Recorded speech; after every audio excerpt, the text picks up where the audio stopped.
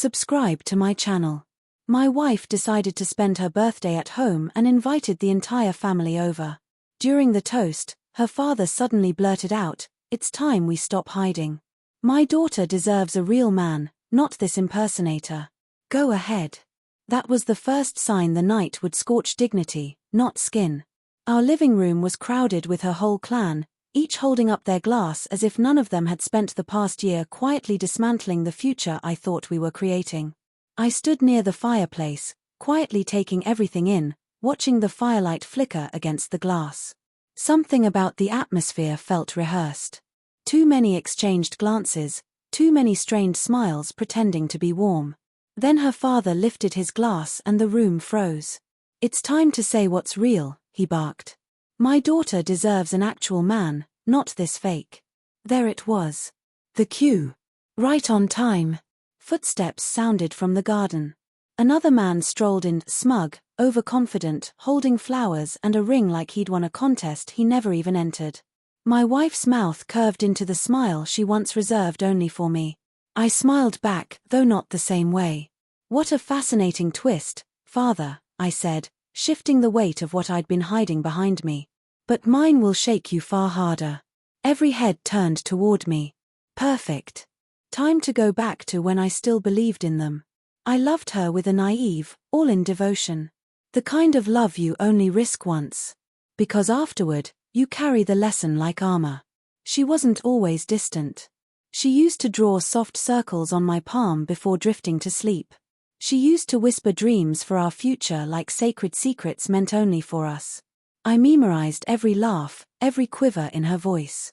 Her family, however, polished, icy, detached, treated me like a muddy traveler who had wandered into a marble palace. Still, I tried. Tried to blend in, to earn approval, to belong. I was blind to the blueprint they were sketching behind closed doors. But betrayal has an odor. And if you stay silent long enough, you recognize it. The first crack showed itself 3 months ago. Her phone buzzed at 2 a.m. She slept soundly, but the screen lit the room. A name I didn't recognize. Messages I understood instantly. "Miss you. Soon he won't notice." The floor seemed to tilt, but my expression didn't shift. When a knife is already lodged in your back, you don't yank it out. You push it in deeper until you can use it. From that night on, I paid attention. Every soft lie spoken in the morning. Every suspicious shift in her schedule. Every hushed hallway call. Pain sharpened into clarity. Clarity hardened into strategy. Strategy turned into precision. I didn't confront her. That would ruin everything. Instead, I turned our house into an archive. Logged calls. Saved messages. Recorded the whispers she assumed I couldn't hear. Followed the trail of sloppy mistakes cheaters always make: hotel bills, gifts mailed to an address that wasn't ours. Then I found something even better. A message from her father to the other man. "Make him look unstable. Force him out.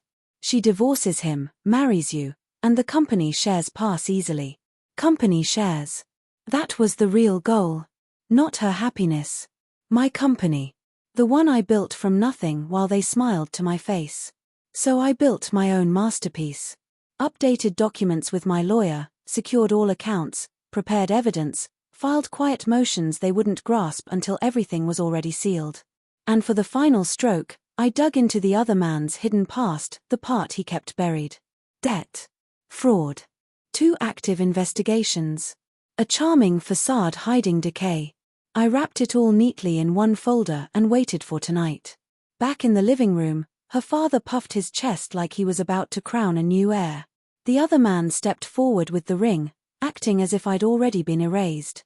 My wife reached out for it, and I let out a low laugh that split the room in 2. "Before you all continue this little theater," I said, "I brought something as well." I set the thick black folder on the table. Silence consumed the room. Her father scowled. "What is this?" "The truth," I said. "Since you're so eager to reveal it." I opened it. First page, her printed messages, highlighted. Her face shattered. Next, hotel receipts, dates, photos. She recoiled as if the paper burned. Then the documents tying her father to the scheme to force me out of my own company. His complexion drained. And last, the finale, the background report on the man still gripping the ring, his fingers shaking now. Fraud. Debt. Investigations. Gasps rippled through the room. I met each gaze slowly, calm, steady, unflinching. You wanted a public confession, I said. Here you go. Her father lunged. I stepped aside. He grabbed nothing but air, sputtering, his empire's king reduced to nothing in front of his own court. My wife began crying, not soft tears, but the wrecking kind that come when the mask finally collapses. The other man lowered the bouquet like he was dropping evidence at a crime scene. You destroyed us, she whispered. No, I said. You destroyed yourselves. I simply stopped pretending. I pulled out the final document, a signed transfer placing the company's shares permanently beyond their reach. Already processed. Already approved. Her father's knees nearly buckled. And there's more, I said quietly. You'll all receive legal notices soon. Everything has been documented. The silence pressed down like a physical weight. I walked to the door and stepped outside. For the first time in months, the night air felt clean. They took my trust, my peace, my marriage. So I took what mattered most to them. I didn't look back. People who betray you deserve only one gift. The sound of the door closing behind you. And I gave it to them without a drop of regret.